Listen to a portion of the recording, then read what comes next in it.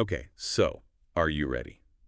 Buckle up because today we're diving headfirst into the future of beauty. It's 2025, and let me tell you, things are looking pretty different. Yeah, and we're not just talking about a new shade of lipstick here. This is like a whole new level of beauty, how tech, wellness, even like our crazy schedules are all gonna like collide. Totally. Like, you know how everyone's obsessed with those articles about how mobile beauty is going to be huge? We've got all the inside scoop on that, and let me tell you, getting a facial in your PJs might just be the beginning. Oh yeah, convenience is everything these days, right? I mean, think about it. We order food, go on dates, even manage our money all from our phones, so why not beauty treatments too? We're gonna see a boom in these on-demand beauty apps. Style Seat, Glam Squad, even some AI-powered ones that like analyze your skin and recommend treatments before you even book anything. Hold up, AI analyzing my skin from a selfie. Okay, that's kind of cool, but also kind of creepy. So how does that even work? What's the tech behind that, and how does it give you those personalized recommendations? It's pretty wild, right? So these AI apps, they Hmm. use these really complex algorithms to look at your skin. Like they can pick up on things like wrinkles, dark spots, even, get this, predict how your skin might age based on what it looks like now, plus your lifestyle. Okay, but how accurate is that, really? Yeah. And what about like the whole privacy thing, sharing all that skin data? That's kind of personal, right? You're hitting on some really important points there. So the accuracy thing, it's getting better all the time, like all tech does, right? I wouldn't ditch your dermatologist just yet, but it's definitely a cool tool to understand your skin better. And about the data privacy, yeah, that's huge. With anything that involves our personal info, right? Mhm. You want to look for apps that are upfront about how they use and protect your data. Transparency is key. Good advice in general, honestly.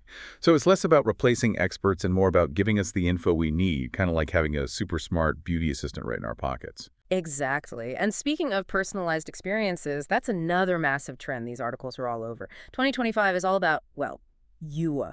Forget those one-size-fits-all treatments. Picture this. Custom skincare, haircuts designed for your face shape and hair type, everything tailored just for you. Okay, you're speaking my language now. Imagine finally getting a haircut that looks as good on you as it does on those models in the magazines.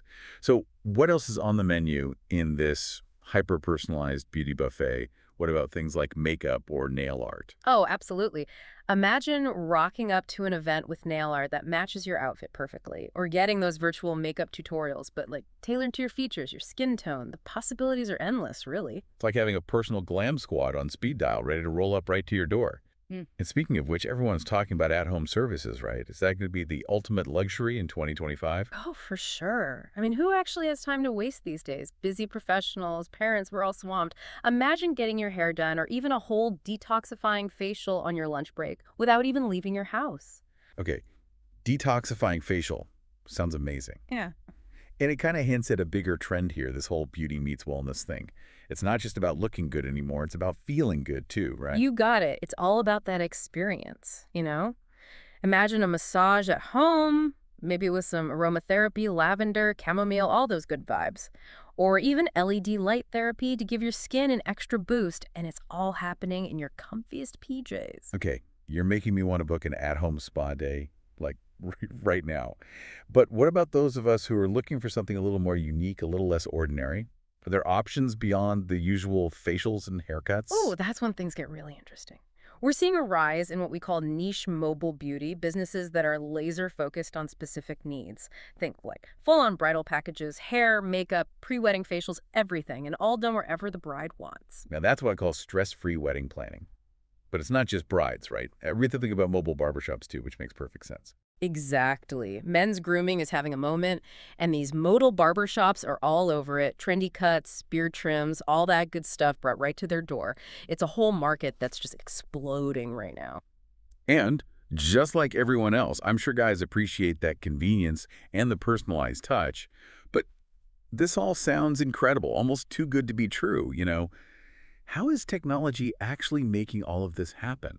We can't just snap our fingers and poof, a mobile salon magically appears, right? Well, we haven't quite figured out teleportation just yet, but the tech is still pretty mind-blowing. And you're right, it's way more than just those booking apps. We're talking cashless payments, client management software that remember like everything about you, even those little details. You get text reminders for appointments, personalized offers based on what you've booked before. Wow, it's like having a personal assistant just for your beauty routine. That's amazing. But Yeah. it also makes you wonder, with all this talk about like tech taking over everything and, how convenient it all is, do you ever worry that the human touch, that personal connection, might get lost in all of this? That's the big question, right? It's this weird balance we're trying to figure out, not just in beauty, but like everywhere.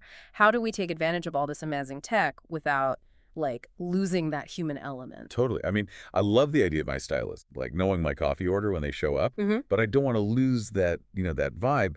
That makes going to the salon an actual experience. You're so right. And actually, one of the articles even talked about how, get this, the whole idea of luxury might be changing because of this. Like, as tech makes everything super personalized and convenient, maybe the real luxury is going to be, well, human connection. That is, wow, yeah.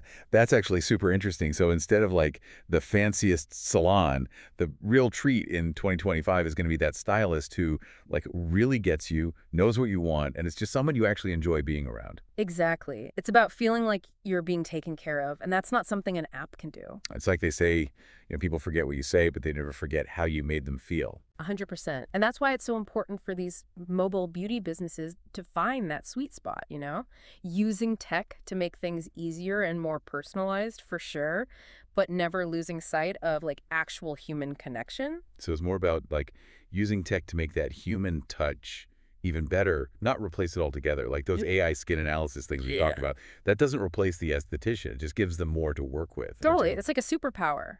Combining human skills with like this superpowered tech knowledge to create something really amazing. Exactly. And it's not just the tech itself, but like how it's being used, right?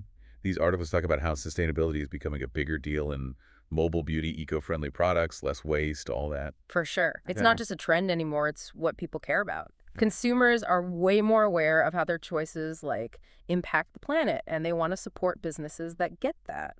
It's so good to see that becoming the norm, you know? Mhm. Like you can care about looking good and still care about the planet. Exactly. It doesn't have to be one or the other. You can have those amazing, luxurious treatments that are good for you and the environment. So we've talked about a lot from AI analyzing our faces to like getting pampered in our pajamas. Mm. As we start to wrap up our little trip to the future of mobile beauty, what's the main thing you hope people take away from all of this? So we've talked about a lot from AI analyzing our faces to like getting pampered in our pajamas. As we start to wrap up our little trip to the future of mobile beauty, what's the main thing you hope people take away from all of this? If I had to pick one thing, it's that the future of beauty, it really is all about like putting yourself first. It's about what you need, what you want, having things be convenient, personalized, even reflecting your values. That's what we're seeing everywhere. This isn't like your grandma's beauty routine anymore. It's totally changing, and like you get to decide what it looks like. And what an exciting time it is for that, Yeah. right? I mean, everything we've talked about today, it sounds like the future of mobile beauty is all about being personalized, convenient, sustainable even. Oh, absolutely. If you're into beauty, this is a really cool time to be like trying new things. You've got options now more than ever to make it work for you. It's like the big question isn't even, can I get this done anymore? It's, okay, how do I want this to fit into my life? Yes. And that actually made me think of something else from those articles, how this whole mobile beauty thing might change how we think about self-care in general. Yeah. Like, will we do it more often because it's so easy to get? Or will it, I don't know, lose some of its magic if it's always right there? Oh, wow. I hadn't even thought about that. It's like, good point. It's awesome to have things be more accessible, but yeah, sometimes those little luxuries are better when you like really savor them. Exactly. It's something to keep in mind as all this stuff keeps changing, Right. How do we like enjoy the convenience but not forget about slowing down sometimes and actually like enjoying those moments? Finding that balance, right? Like with anything else in life. Well, on that note, I think we've reached the end of our deep dive into the future of mobile beauty. Hopefully everyone listening is like as excited about all of this as we are. Oh, for sure. It's been so fun chatting with you about all of this. Always interesting to see where things are headed. And for you listening, one last thought before you go.